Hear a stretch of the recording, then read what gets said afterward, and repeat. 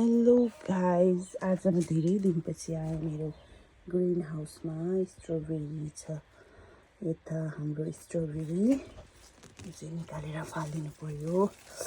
धेरै पछि आएँ, मेरो खुट्टा बिरामी भएको कारणले गर्दा खुर्सानीहरू यस्तो हुँदैछ। हाम्रो फुलहरू पनि राम्रो राम्रो हुँदैछ।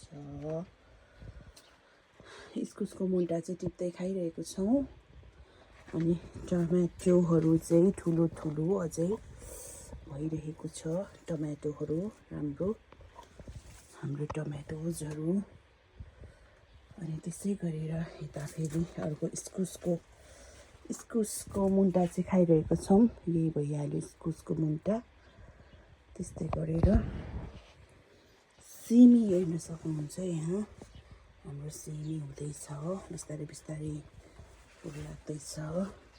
त्यसै गरेर हाम्रो जुकिनीहरू हेर्न सक्नुहुन्छ। यता जुकिनी हुँदैछ, यता छ एउटा। अब अलि एक हप्तामा जुकिनी खाने बेला हुन्छ। त्यस्तै गरेर हाम्रो ग्रिन हाउस बढ्दैछ, राम्रो हुँदैछ। खुर्सानीहरू बढेर यस्तो हुँदैछ। अब त खुर्सानी पनि 10-15 दिनमा टप्प आउँछ, टिप्नुपर्छ।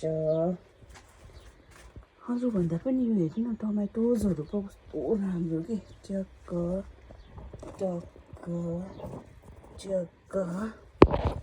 टक्क हेर्न सक्नुहुन्छ है, कस्तो रमाइलो देखिरहेको छ यहाँनिर टमेटोजहरू।